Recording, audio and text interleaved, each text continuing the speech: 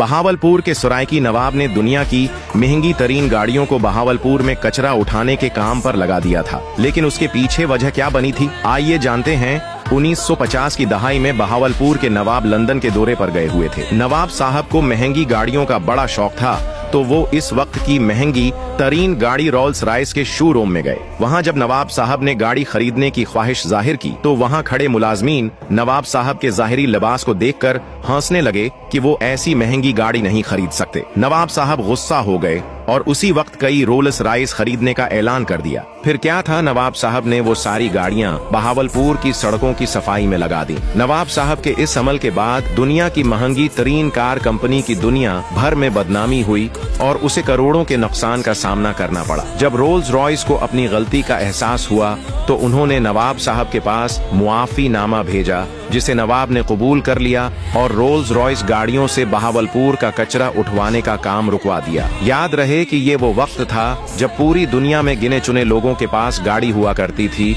और इसी दौर में दुनिया की महंगी तरीन कार कंपनी को बहावलपुर के सरायकी नवाब ने घुटने टेकने पर मजबूर कर दिया था। बहावलपुर के सरायकी नवाब ने दुनिया की महंगी तरीन गाड़ियों को बहावलपुर में कचरा उठाने के काम पर लगा दिया था, लेकिन उसके पीछे वजह क्या बनी थी, आइए जानते हैं।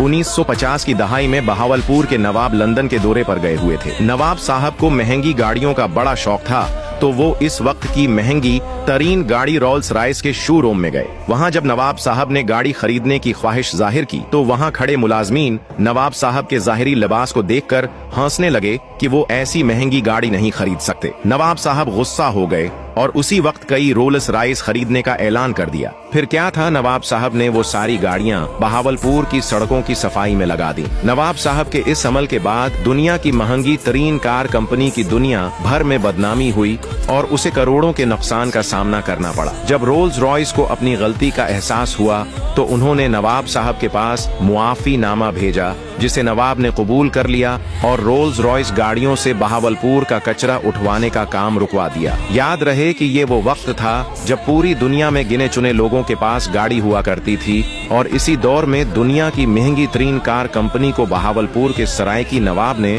घुटने टेकने पर मजबूर कर दिया था।